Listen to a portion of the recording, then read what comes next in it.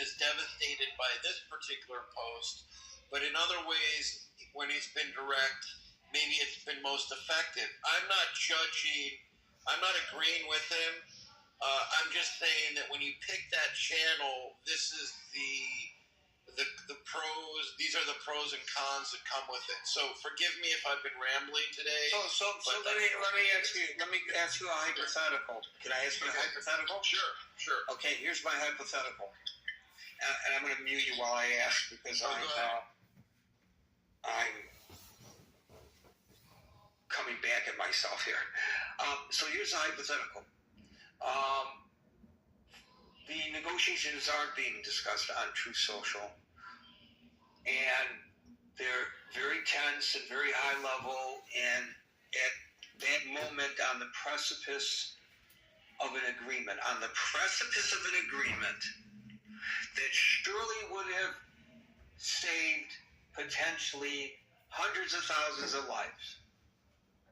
This is how I'm going to frame it. This is Friday.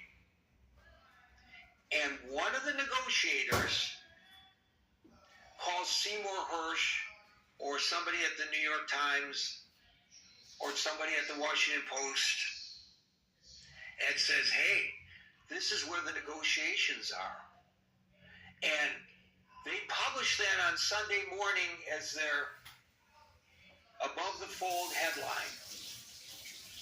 And then as a result of the newspaper publishing that information that was leaked to them by one of the negotiators or somebody in a position to know what the negotiators were learning from Pakistan, the Iranians said, F you, not only are we not going to agree to this, but we're not going to come back to the bargaining table, and we're not going to extend the ceasefire. How would we then feel about that individual, whoever he may be? Good for him?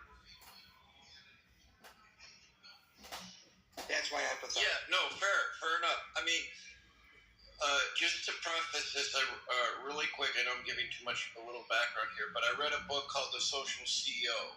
If you in this day and age, if you're selecting someone, you have to consider whether they're a disruptor or not, and then the communication style that they offer.